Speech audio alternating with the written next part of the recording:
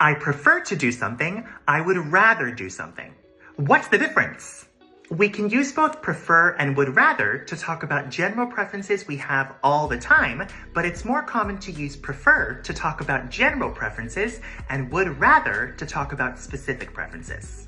So for example, I could say, I prefer to shower at night rather than in the morning, and I would rather shower after the party tomorrow than before it.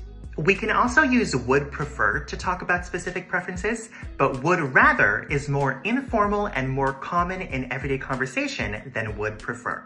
Also, we say, I would rather do something than do something else, but we don't say, I prefer to do something than something else. Instead, we would say, I prefer to do something rather than do something else.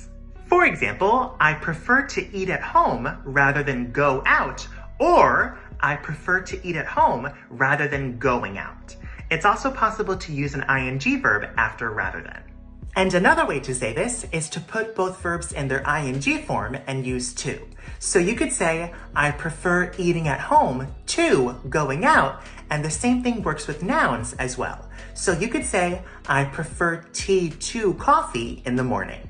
Now practice using prefer and would rather in the comments below.